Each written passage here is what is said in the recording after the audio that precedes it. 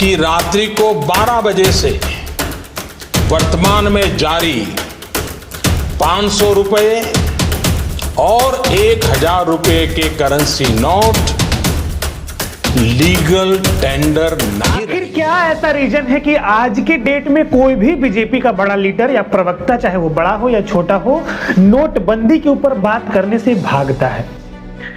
अगर मैं आपसे पूछूं कि प्रधानमंत्री नरेंद्र मोदी जी ने एज अ पीएम सबसे गंदा और सबसे गलत डिसीजन क्या लिया है, तो without any kind of thinking आपका आंसर यही होगा कि demonetisation of Indian currency is the bad and worst decision of PM Modi ever. और ये बात गलत नहीं है, ये बात सच है। नोटबंदी के पीछे मोदी जी का और बीजेपी सरकार का सिर्फ एक मोटो था और इंटेंट था, वो था कि जो ब्लैक मनी है, जो काला धन है हमारे देश में, उसे किसी भी तरीके से सरकार के कब्जे में लाना या खत्म करना। जो आतंकवाद को फंडिंग हो रहे थे, जो इलीगल तरीके से करेंसी और नकली नोटों को छापा जा रहा था, इसको खत्म करने के लिए। लेकिन इसका नतीजा सरकार ने जैसा सोचा वैसा बिल्कुल भी नहीं हुआ।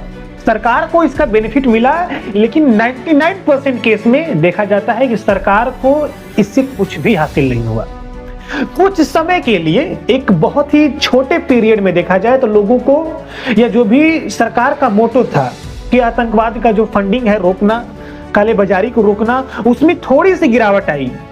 लेकिन सरकार ये बात समझ नहीं पाई कि भारत में या दुनिया में जो भी लोग हम लोग के देश से जुड़े हुए हैं, हमारे कंट्री से जुड़े हुए हैं, वो अगर काला धन रखे हुए हैं तो या तो गोल्ड के फॉर्म में है, किसी बिल्डिंग, किसी अपार्टमेंट के फॉर्म में है, किसी जमीन के फॉर्म में है, वो एज करेंसी नहीं रखा हुआ है। और सरकार ने क्या बंद किया? सरकार ने बंद किया करेंसी। इससे जो आम पब्लिक थी उसे बहुत ज्यादा तकलीफ हुआ। 8 नवंबर 2016 का वो दिन था। शाम को सभी लोग अपने नॉर्मल जैसी जिंदगी में जीते हैं, जैसी दिनचर्या उनकी है वैसी हुई थी। लोग अपने दुकानों में काम कर रहे थे, बाजार में आ जा रहे थे। लेकिन तभी मोदी जी टेलीविजन पे आते हैं और बोलते हैं कि आज के बाद, आज से ही यानी कि कल से, हमारे देश में 1000 और 500 रुपए के नोट बंद किए जाते हैं और इनका प्रचलन खत्म किया जाता है। जिसके पास भी पैसा है वो जल्दी से बैंकों में जमा कर दे। लेकिन एक गूगल रिपोर्ट और डेटा के हिसाब से देखा जाए तो सरकार के पास और बैंकों के पास 99% से अधिक पैसे जो थे वो बैंकों के पास वापस आ जाती है। तो इससे ये पता चलता है कि एकदम जो भी काला धन था वो करेंसी यानी कि रुपए में नहीं था, भारतीय रुपए में रखा हुआ नहीं था। तो सरकार से ये जो डिसीजन लिया गया, इसमें सिर्फ नुकसान हुआ तो आम पब्लिक का नुकसान हुआ। नुकसान जानते हैं क्या हुआ? नुकसान उन छोटे जो गरीब लोग थे या जो एकदम लोअर मिडिल क्लास की फैमिली थी, जिसकी दुकानें पे काम चल रहा है, दुकान पे वो लोग डिपेंड हैं, कोई ऑटो वाला है, कोई बार्बर है, बहुत अलग अलग तरह के लोग हैं। तो जो नॉर्मल दुकान थे, थोक विक्रेता, फुटकर विक्रेता, इन लोगों को बहुत ज्यादा दिक्कत हुई। जो आम पब्लिक थी इससे सामान खरीदने में बहुत दिक्कत होने लगी। और कई जगह तो ऐसी बातें चली कि लोग मतलब अनाज दे रहे थे सामान के बदले। कई शहरों में ऐसा न्यूज आया कि लोग जब सामान ले रहे थे तो उसके बदले में अनाज दे रहे थे, क्योंकि पैसे का प्रचलन खत्म कर दिया गया था। और बहुत सारे जो महिलाएं थी, जो पैसा उन्होंने रखा हुआ था छिपा कर या अपने फैमिली मेंबर से ही, ऐसा नहीं है कि जो महिलाएं हैं उनको आतंकवाद या फंडिंग दी जाती है, ऐसा कुछ नहीं है।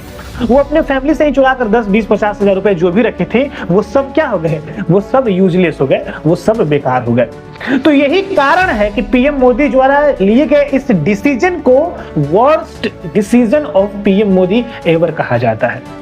हालांकि ये सच है और मेरा रिस्पॉन्सिबिलिटी है कि मैं आपको रियलिटी बताऊं।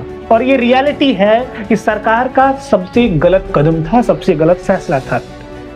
Our government got nothing from this. इससे हमारी सरकार को कुछ भी नहीं मिला।